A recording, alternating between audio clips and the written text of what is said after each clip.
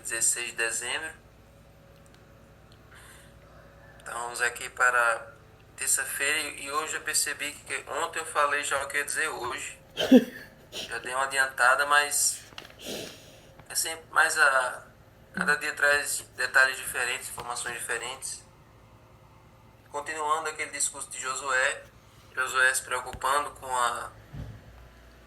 a situação do povo depois que ele se fosse, depois que ele morresse. E aí, a partir do verso 6 ele diz assim, Josué 23, do 6 ao 6 em diante. Portanto, esforcem-se muito para guardar e cumprir tudo que está escrito no livro da lei de Moisés, para que dela não se afastem nem para a direita nem para a esquerda. Esforcem-se muito. Essa expressão basicamente quer dizer que eles tinham que ser muito fortes, que eles se fortalecessem. A coragem para seguir Jesus, ela não se demonstra quando todo mundo é favorável a isso. A coragem ela se demonstra quando todo mundo é contrário a isso. Quando todo mundo está vindo numa mão e você está indo na contramão. Então por isso que eles tinham que ser fortes, por isso que eles tinham que se esforçar. Porque eles teriam que ser fiéis a Deus no mundo, no contexto, onde todas as nações vizinhas adoravam seus ídolos, tinham um estilo de adoração totalmente diferentes. Eles tinham que manter a sua identidade religiosa intacta numa pressão constante de todos os lados. Então, é por isso que a expressão era essa. Esforcem-se muito, mantenham-se firmes, sejam firmes nas promessas que vocês receberam desde o começo, mantenham-se fiéis ao seu Deus. E aí ele continua. E para que não se misturem com essas nações que restaram entre vocês. Ou seja, se eles não quiserem destruir, então não se misturem. Se vocês vão deixar essas nações, não se misturem, não caiam na gandaia delas, não vão na onda delas, não se misturem. Não façam menção dos nomes de seus deuses, nem jurem por eles. Não sirvam e nem adorem esses deuses. Ou seja, não se misture de nenhuma maneira e não adorem os deuses, nem jurem por eles. Quando se jurava pelos deuses, é a mesma coisa você dizer que aquele Deus ia ser o seu vingador, ia ser ia ser testemunha, principalmente quando se fazia contratos. Se a pessoa jurasse por Baal, se a pessoa jurasse por qualquer divindade, é como se dizer que aquela divindade ia ser testemunha entre você e aquela pessoa. É você invocar a autoridade daquele Deus naquela negociação. Então, se uma das partes cumprisse o contrato, então aquele Deus que você invocou iria ser acionado para vingar você, para castigar uma das duas partes. Ou seja, estava reconhecendo que aquele Deus era real e que aquele Deus iria agir naquela negociação. Então não era nem para jurar por esses deuses, porque você estaria reconhecendo a existência deles. Então não jure, não faça menção do nome deles. O nome de um Deus na Bíblia, quando você citava o nome de um Deus, você meio que estava invocando a presença dele. Por isso que toda vez que a gente fala o nome de Deus, por isso que nos 10 mandamentos tem a expressão, não tomarás o nome do Senhor teu Deus em vão. Ou seja, o nome representava a presença. Representava ali quando você citava o nome, você estava invocando a presença daquele Deus. Por isso que a gente sempre pede, a gente sempre canta, Teu santo nome, teu nome será lembrado, teu nome será adorado. Por que o nome? Por que o nome? Porque o nome na Bíblia tem essa importância. Assim como o nome das pessoas representava a identidade delas, o nome de um Deus representava a presença dele, a autoridade dele, o poder dele. Então não era para fazer menção ao nome desses deuses, não era para jurar pelo nome deles, não era para invocar a presença deles, não era para ter contato nenhum com esses deuses, certo? Então, pelo contrário, apeguem-se ao Senhor seu Deus, como vocês têm feito até o dia de hoje. Porque o Senhor expulsou diante de vocês grandes e fortes nações até o dia de hoje, e ninguém conseguiu resistir a vocês. Um só de vocês perseguirá 1000, porque o Senhor seu Deus é quem luta por vocês como ele prometeu. Amém? Um só de vocês perseguirá 1000. Ele vai dar poder a cada um de vocês para vocês expulsarem, para cada um de vocês ter força e destreza para expulsar seus inimigos. Cada pessoa do povo de Israel vai ser empoderada, vai ser cheia da força de Deus. Aí o verso 12. Agora, porque se vocês se desviarem dele e se apegarem ao que resta dessas nações que ainda se encontram entre vocês e se unirem com elas por meio de casamento e se misturarem com elas e elas com vocês, saibam com certeza que o Senhor, seu Deus, não expulsará mais essas nações diante de vocês. Eu estou avisando a vocês.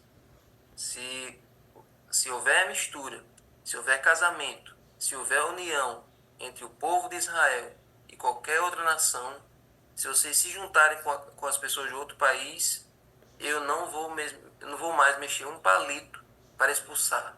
Porque já que vocês escolheram se juntar, eu não vou mais expulsar. Vocês vão conviver, exatamente isso que aconteceu, Nefretes.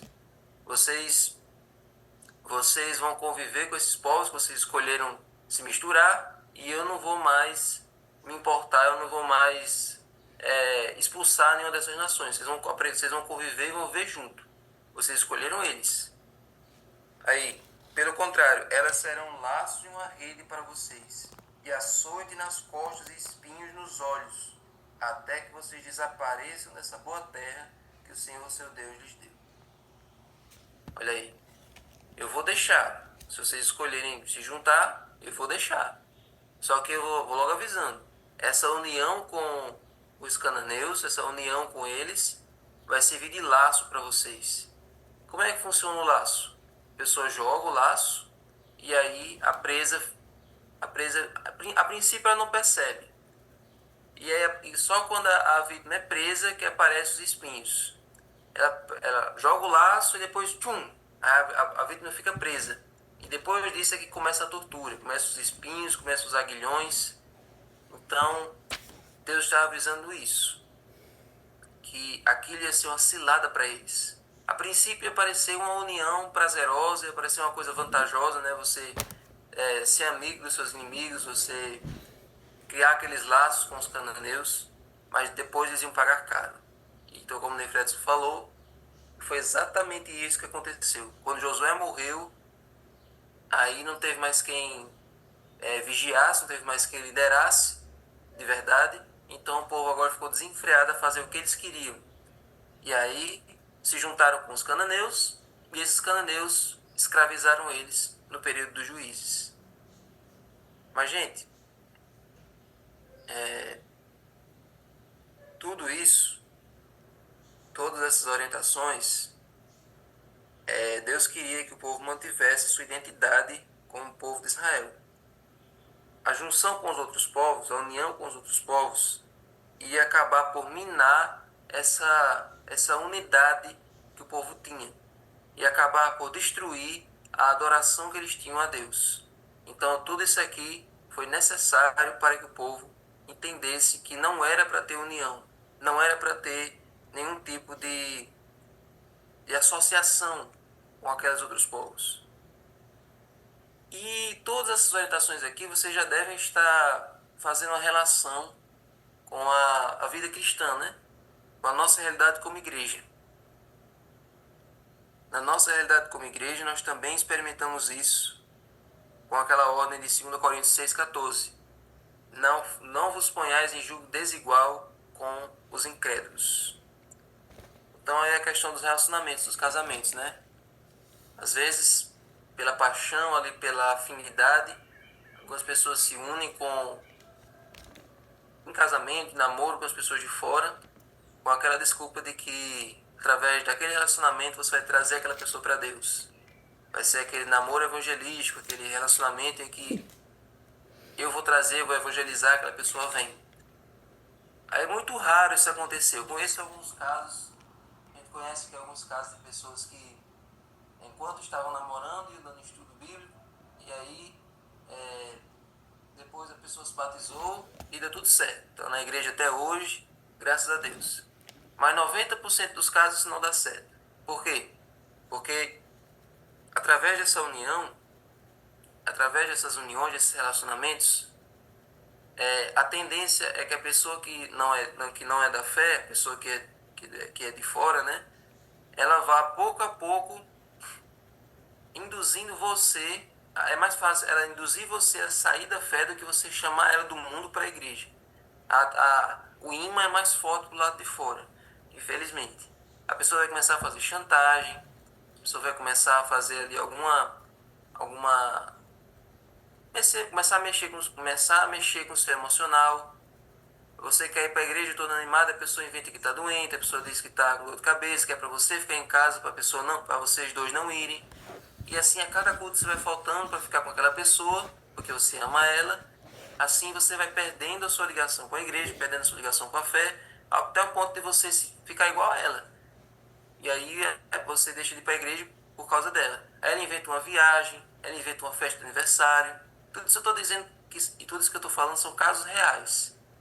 Relacionamentos em que a pessoa de fora começa a usar várias estratégias para fazer com que você fique em casa com ela e não vá para o culto, não vá para a igreja. Tudo isso aqui são casos que vocês todos conhecem.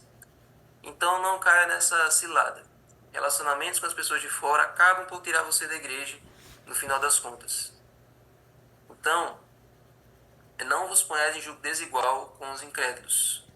Então, saindo da área dos relacionamentos, que vocês todos já conhecem que isso é uma furada, vem a questão das amizades. Tem um texto lá nas cartas de Paulo que diz assim, né, as más conversações corrompem os bons costumes. Amizade. A questão da amizade tem esse texto, mas tem também aquela parábola que Jesus conta do cara que tinha vários amigos. Não lembro exatamente como é a parábola, mas eu sei que no final Jesus diz assim: os filhos das trevas são mais habilidosos que os filhos da luz. Então, das riquezas de origem terrena, façam amigos, para que você possa recebê-los no reino dos céus. Então é basicamente isso que Jesus diz nessa parábola. Que a gente possa fazer amigos entre as pessoas de fora para poder trazê-los para a verdade. Isso é importante. Então você conquista amigos ali pela sua afinidade, pelo seu companheirismo, Lucas 16. E aí esses amigos, você vai evangelizando eles e trazendo-os para Deus. É importante que nessas amizades você não sacrifique princípios, você não vai começar a falar palavrão, não vai começar a fazer coisas imorais, porque aí você vai corromper seu testemunho, você não vai ter como trazer as pessoas para Deus. Então a amizade é importante para você mostrar que você se importa com eles, mas é com a intenção de trazê-los para Deus. Você vai evangelizando, vai trazendo pelo seu exemplo, pelo seu testemunho, pelos estudos, e aí a pessoa vai sendo convencida. Mas não vá sacrificar seus princípios, não vá se misturar de uma forma que não haja mais diferença entre você e eles. Era isso que o povo de Israel tinha que fazer com aquelas nações. Não era para se misturar em casamento, em questão de idolatria, era para eles terem uma relação amistosa e trazer aquelas pessoas para o contato com Deus de Israel, para o templo, para o santuário, para aquelas pessoas se tornarem judias e assim elas serem salvas. Mas o que aconteceu é que eles se misturaram de uma forma que não houve mais distinção entre judeu e pagão. E isso causou a ruína. Quase causou a ruína do povo de Israel, porque no tempo dos juízes, tanto de coisas bizarras que aconteciam ali naquele período, mostrava que não havia mais diferença. E assim pode acontecer que não haja mais diferença entre um adventista e um não adventista em muitas situações. Às vezes não tem nem como diferenciar. Se você olhar na rua, se for na rua e perguntar para alguém de fora, aquela pessoa ali, você acha que é cristão ou não é? E aquela pessoa vai dizer, não. Aquela pessoa ali tem um comportamento que não é de cristão. E a gente está falando de um adventista. Então, gente, esse é o perigo. Esse é o perigo da união com as pessoas de fora de forma errada. A gente pega o exemplo de Salomão.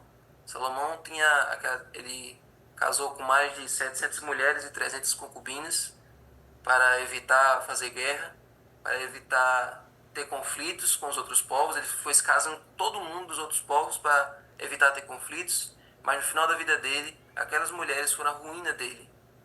Colocaram ele na idolatria, afeminaram ele. Essa passagem tem lá nos textos de Ellen White, que acabaram afeminando ele no final da vida. E essas uniões acabaram por dividir o país, o povo de Israel, em duas partes. E isso enfraqueceu o povo de Israel. Então, quando as coisas estiverem indo muito bem, muito tranquilas entre você e o mundo, pode ter certeza que você está indo no caminho errado. Existe uma guerra entre o bem e o mal e existe um conflito entre a luz e as trevas. A gente vai estar sempre na contramão do mundo. Então, você sentir que você está indo muito a favor, você está sentindo muito é, que você Confortável. está em harmonia com o mundo, pode se preparar que você está no caminho errado, você vai se prejudicar no futuro. O cristão está sempre indo na contramão. Ele está sempre indo na direção contrária, indo para o céu enquanto o mundo segue para o outro lado. Então, gente, não se misture. Faça amigos para trazê-los para Deus, mas não sacrifique seus princípios para ser aceito na sociedade. Você foi chamado para ser diferente, como Jesus é diferente. Amém? Senhor Deus, muito obrigado sobre essa lição de hoje, pelas mensagens da tua palavra que o Senhor nos mostrou hoje. Nos ajuda, Senhor, a ser fiéis no mundo que segue para a destruição. Nos ajuda a ser diferentes num mundo onde as pessoas são iguais, mas iguais no erro. Nós queremos ser diferentes na obediência a Ti. Fica conosco, agora abençoe o estudo do livro. Nos ajuda, Senhor, a seguir o Teu exemplo. Em nome de Jesus. Amém.